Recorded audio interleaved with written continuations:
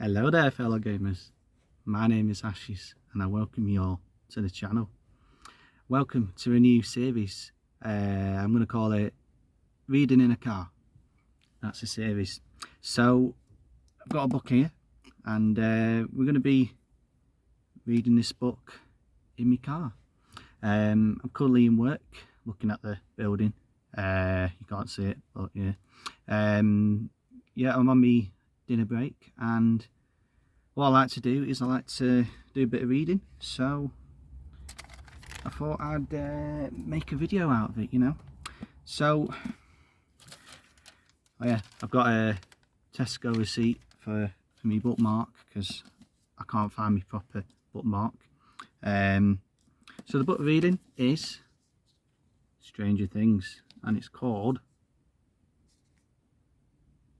Darkness on the Edge of Town. I'm reading it back to front, looking at the camera. Yeah, this is Stranger Things, and it's about the detective called Hopper and the police detective. So what I'm going to do is I'm going to remove the front cover because it's a hard cover book, and it's got a little cover there, and we're going to read the back of it, see what we're getting into here. There's a bit on the inside as well. Now I need to warn you, I have read this myself, and it's there's a spoiler. Well, this sort of takes place during after season 1 of Stranger Things, but before season 2, I think. But it was a bit of a spoiler, so if you've not seen Stranger Things yet, then if you want to watch it, then watch that first and then come back to this. Watch the first series first, maybe. But anyway, let's get into this. Got the cover here. You can't really see, can you? Let me oh heck, hang on.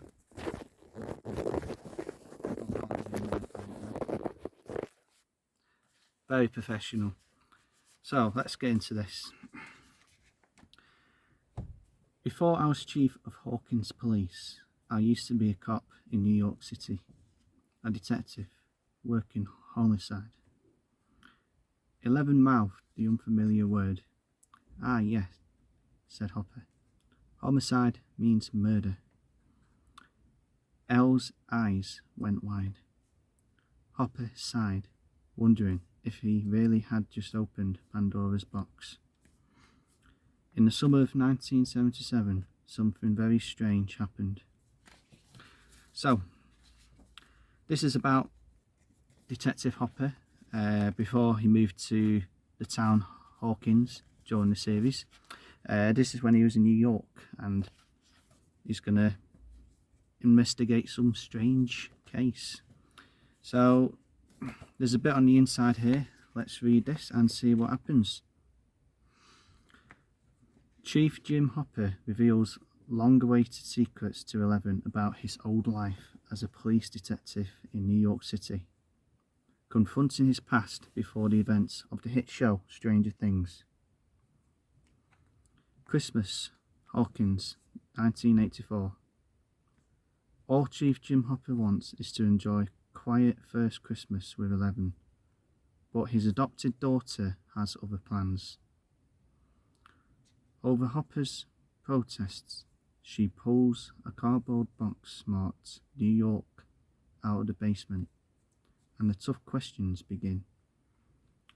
Why did Hopper leave Hawkins all those years ago? What does Vietnam mean? And why has he never talked about New York?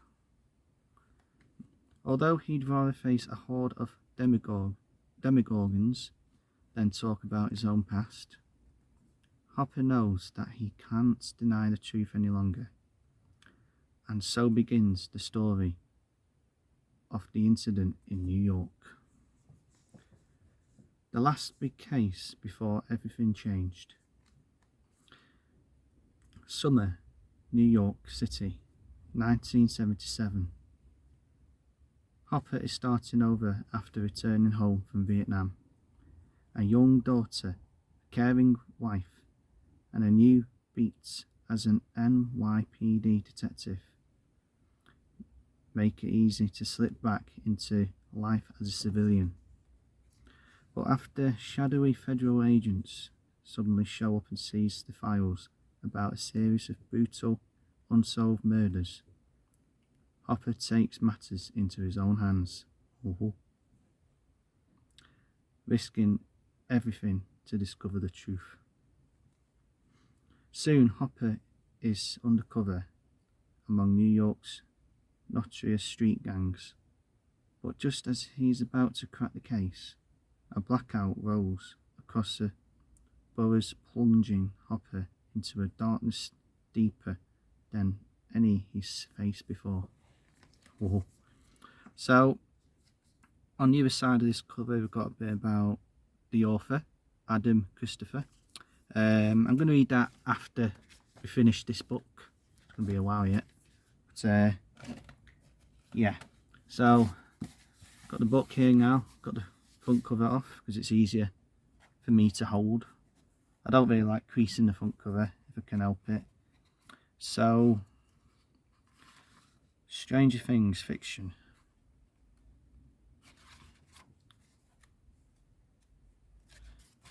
Here we go. So I've got a bit of an introduction before we get to chapter 1. So we'll start off with that.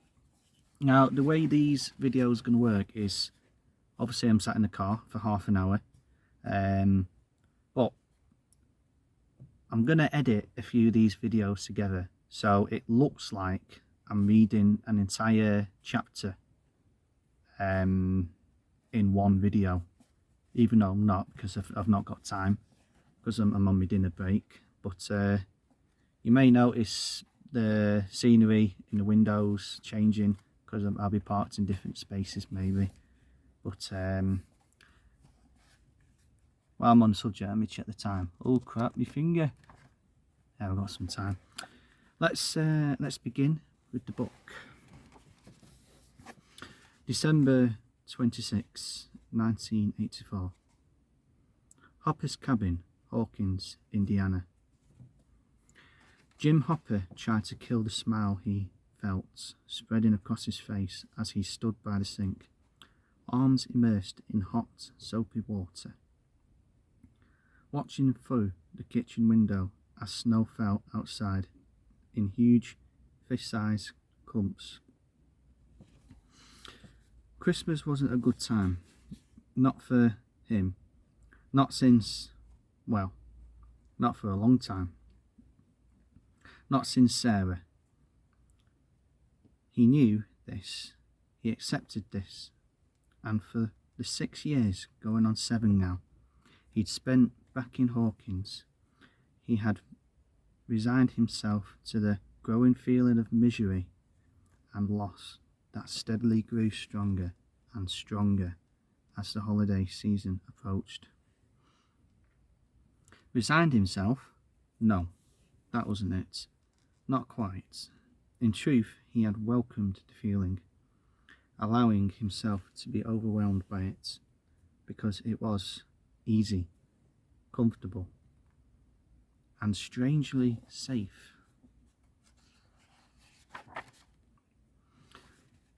At the same time, he hated himself for it, for giving in, for letting the seed of despair in his mind grow each and every year until it fully blossomed.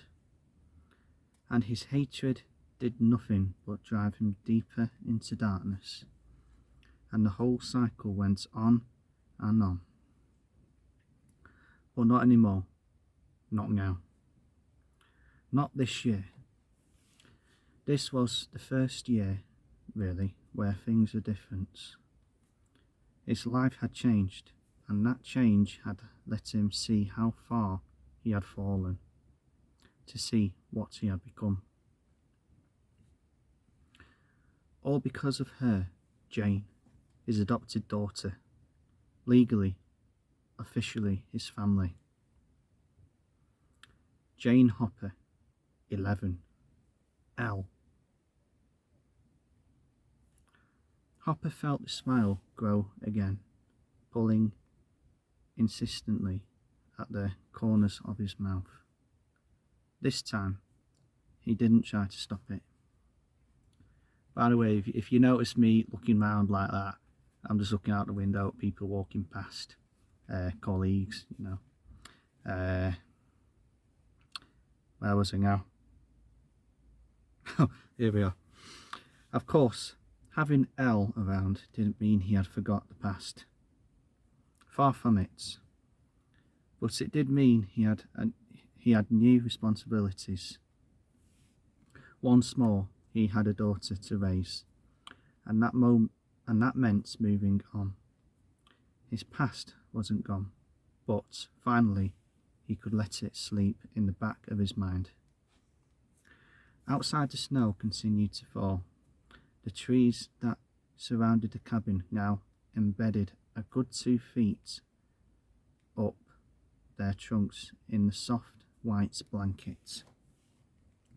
The radio had said it wasn't a storm and there were no weather warnings, but the forecast Hopper had caught early in the afternoon now seemed a little optimistic. A generous dumping had been predicted over the whole county, but right now Hopper wondered if it had all landed in the few acres around his grandfather's old cabin. If he had to travel, the weather report had said just, don't, stay inside, keep warm, finish off the eggnog. And that suited Hopper just fine. L, on the other hand, water's cold. Hopper blinked out of his reverie and found Elle suddenly by his side at the sink. He looked down at her, her expression so intense, so interested and concerned that he had been standing at the sink doing the dishes for so long that the water had gone cold. Then he looked down at his hands, lifting them from the dying foam. His fingertips had turned to prunes, and the stack of dishes from their post-Christmas leftover feast hadn't gotten much smaller. Everything okay? Hopper glanced down at Elle again. Her eyes were wide, expectant. He found that smile growing again. Damn it, he just couldn't help it. Yeah, everything's okay. I can't do a good impression of a girl.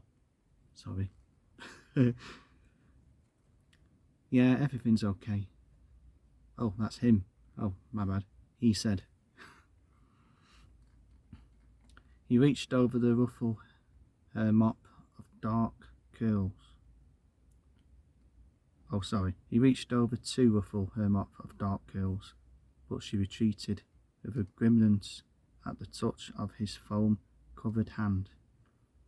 Hopper laughed, pulling his hand back and slipping the towel off the counter next to him.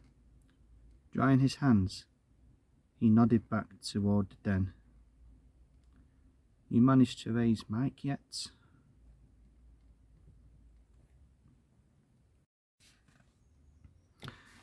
Elle sighed, with perhaps a little too much drama. Hopper thought, but then again, everything for her was still new, and often it seemed a challenge. He watched as she headed back to the couch and picked up the hefty rectangle of her new walkie-talkie, holding it out to him like he could somehow conjure up her friends out of the ether. They looked at each other. Then, after a few moments, Elle waggled the walkie-talkie impatiently. "What am I supposed to do?" asked Hopper, slinging the kitchen towel over one shoulder. Is it not working?" He took the device and turned it over in the hands. "Can't need a new battery already." "Nobody there," Elle sighed again. Her shoulders slumped. "Oh yeah, I remember," said Hopper, recalling now that Mike, Dustin, Lucas and Will were all out seeing extended family today. The whole gang was well out of range of Elle's new walkie-talkie. Elle took the device back and fiddled with the controls, clicking the volume knob on and off, on and off. Short bursts of static emanating from the speaker with each turn of the control. "Careful," said Hopper. "That was a very nice gift they got you." Then he winced, realizing that his own efforts in the department. Hungry hippos. Of all things, a game far too young for Elle. The realization hitting them like a sledgehammer as soon as she had pulled the paper off it yesterday. Paled in compassion to the walkie-talkie that the boys had pitched in together to buy. It seemed he was well out of practice at fatherhood. He bought the game almost without thinking, because Sarah had loved the game and Elle wasn't Sarah. But Elle didn't notice Hopper's discomfort now. So intent was her focus on the device. Hopper walked back to the sink and turned the hot tap on, stirring the water in the sink with one hand. "And you had a nice time yesterday, right?" He glanced over his shoulder. "Right?" Elle nodded and stopped clicking the walkie-talkie. "Right," said Hopper. "And they'll all be home tomorrow. In fact," he said, turning off the tap, "you'll probably be able to raise them on that thing later tonight." With the sink refilled, Hopper resumed his dish duty. Behind him, he heard Elle pad back into the kitchen. He glanced down as she appeared at his side again. "Hey," he said, submerging a dish from the pile. "I know you're bored, but bored is good. Trust me." Elle frowned. "Bored is good?" Hopper paused, hoping he was heading in the right direction with this piece of ad-lib parental wisdom. "Sure it is. Because when you're bored, you're safe. And when you're bored, that's when you get ideas. And ideas are good. You can never have enough ideas." "Ideas are good," said Elle. It wasn't a question, it was a statement. Hopper looked at her again. He could almost see the cogs turning in her mind. "Right," he said. "And ideas lead to questions. Questions are also good." Hopper looked out the window, hiding his frown from his daughter. Questions are also good? What the hell was he talking about? He wasn't sure if he'd had too much leftover eggnog, or not enough. Elle slinged out of the kitchen. A moment later, Hopper heard the click of the TV. Glancing over his shoulder, he saw she was sitting on the couch. The TV was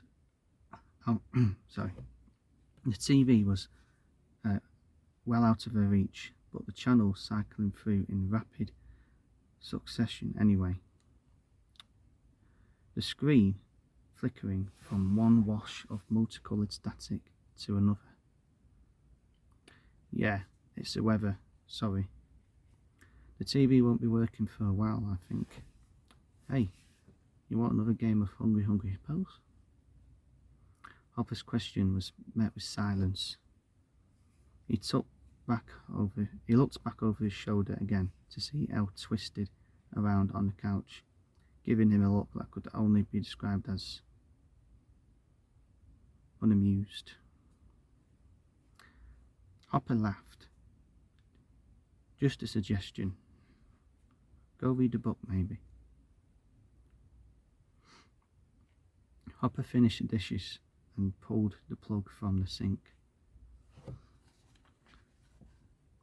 As the dishwasher drained away, he dried his hands and looked up at the kitchen window.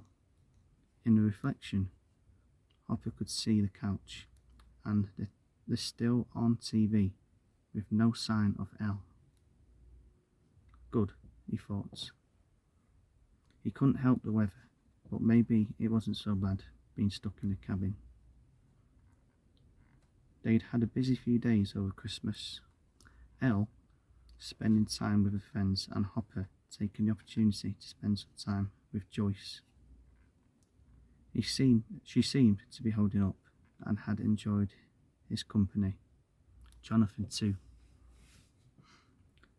Hopper turned and headed over to the red square table that sat against the wall on either side of the kitchen counter, where the open Hungry Hungry Hippos box sat. Ideally, wondering if you could play against yourself, he pulled out a chair just as Elle reappeared from the bedroom. She looked at him, her expression so serious Hopper felt himself freeze. One hand still on the back of the chair. Ah, is everything okay? Elle tilted her head, like a dog listening for a sound far beyond the range of human hearing. Her eyes still fixed on Hopper. What is it? Hopper asked Hopper. Why are you a cop? Hopper blinked and let out a deep breath. The question had come out of the blue. Where's she going with this? Well, he said, running a still damp hand through his hair. That's an interesting question. You said questions were good. Ah, yes, I did, and they are. So? Hopper chuckled and leaned on the back of the chair with his elbows. Sure, I mean, it's a good question. I'm just not sure there's a simple answer. I don't know about you, said Elle. You know about me. Hopper nodded. That's true. Hopper swung around the chair and sat at the table. Elle pulled out a chair opposite and sat, leaning forward on her elbows. Hopper considered. I'm not sure I really wanted to be a cop, he said. It just seemed like a good idea at the time. Why? Well, Hopper paused. He straightened his back a little and rubbed his unshaven chin with one hand. Well, I didn't really know what to do with myself. I'd just come back from... He paused again. No, not yet. That's a topic for another time. He waved his hand dismissively in the air. I wanted to do something, change something, help people, I guess. And I had some skills and experience I figured could be useful. So I became a cop. Hopper frowned. Hopper frowned. And what? Did you change something? Well, did you help people? Hey, I helped you, didn't I? Elle smiled. Where were you?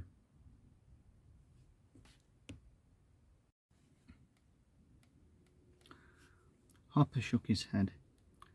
I'm not sure you're ready for that story yet. He suddenly felt a little tight in the chest. A small surge of adrenaline combining with the lingering effects of the last of the eggnog making him feel a touch of nausea. Now it was Elle's turn to shake her head. Questions are good, she repeated. She was right, of course. He had taken her in, helped her, protected her. Together, they had been through things people couldn't even imagine. And now they were legally family. And yet, he realised that he was as much a mystery to her as she had been to him that night at Joyce's house after he had found her and the boys in the scrapyard. Elle lowered her chin and looked at him. Her head tilted, a response clearly required by the young girl. Listen, kid. There are some things you're not ready to hear, and some things I'm not ready to tell you about. Elle's brow knitted in concentration. Hopper found himself watching her in fascination, wondering where her train of thoughts would take her next. Vietnam? She asked, sounding out the word as though she had never spoken it out loud. Hopper raised an eyebrow. Vietnam? Where did you hear that?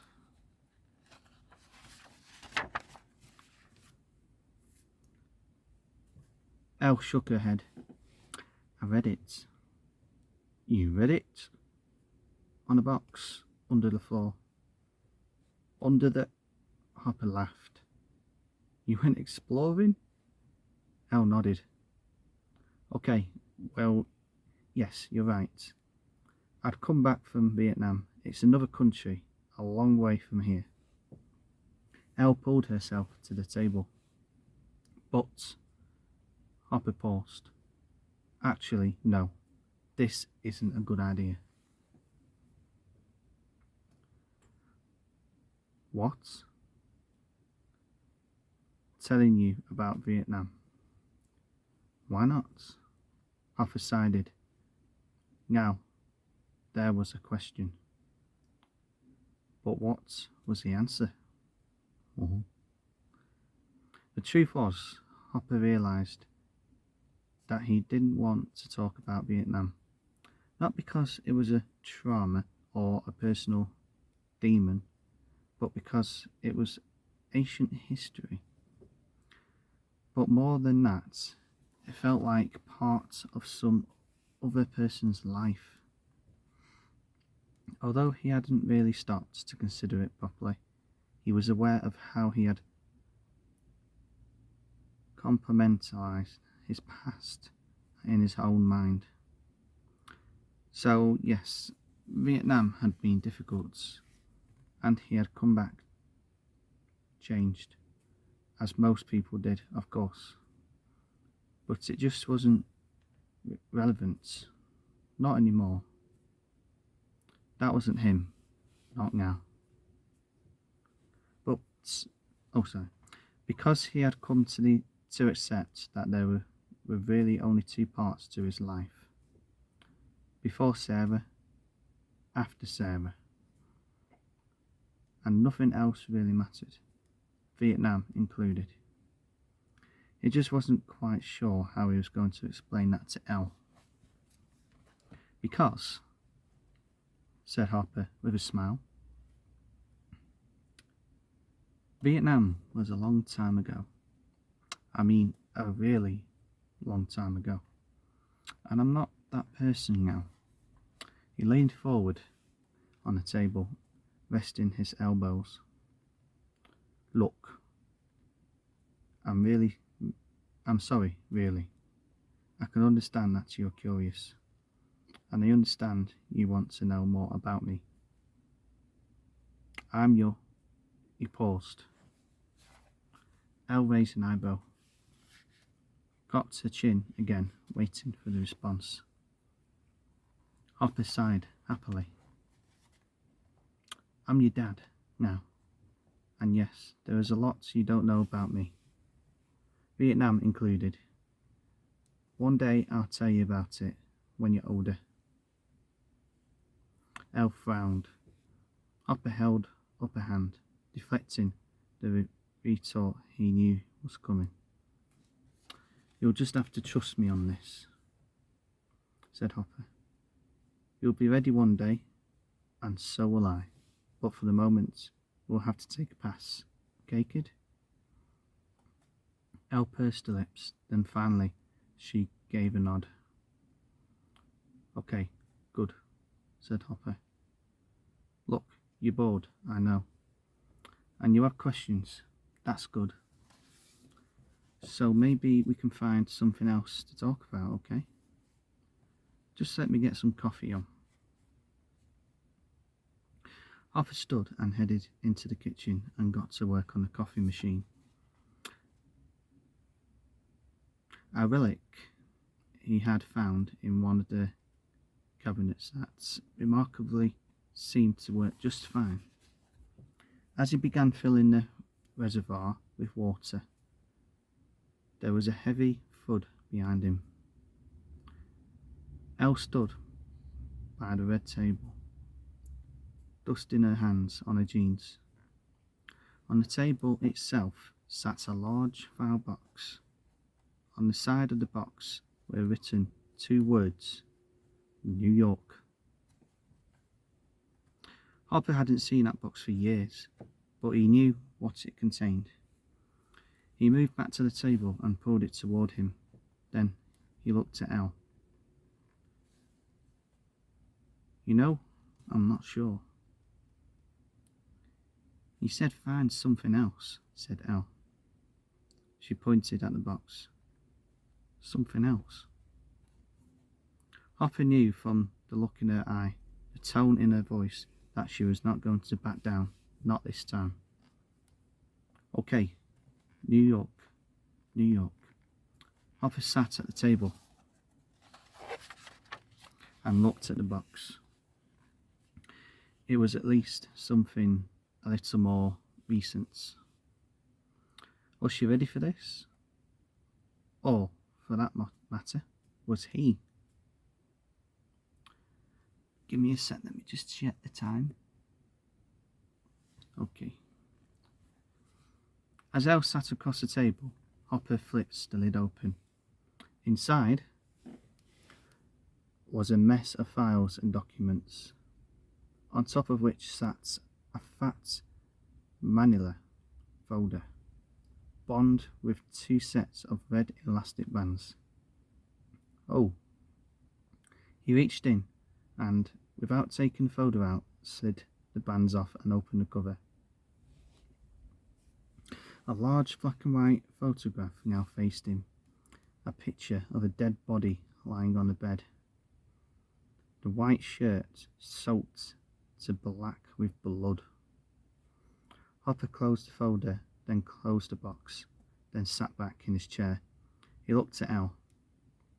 This is not a good idea. New York. Look, Elle. That was when the lid of the file box flipped open all by itself. Hopper blinked, then looked at Elle. Her expression was firm, unmoving, determined.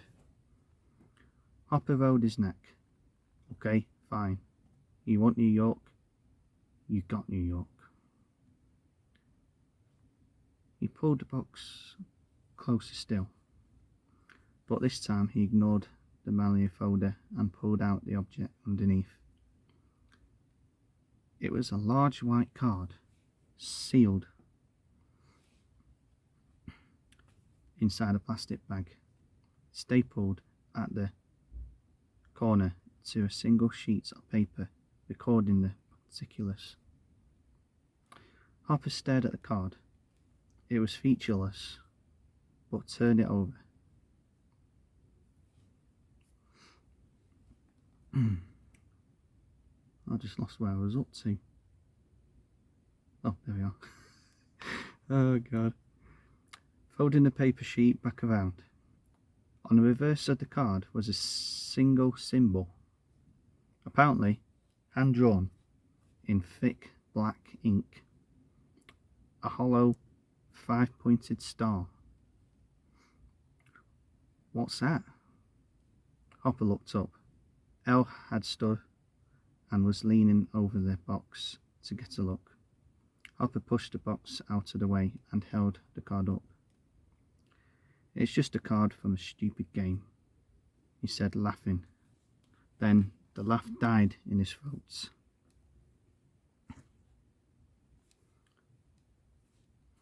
And he looked back at the symbol. Actually, it's a game. I think you'd be pretty good at it. Elle sat back down. She looked at Hopper, and when he looked at her, he saw a light in her eyes. A game? We'll get back to that, said Hopper.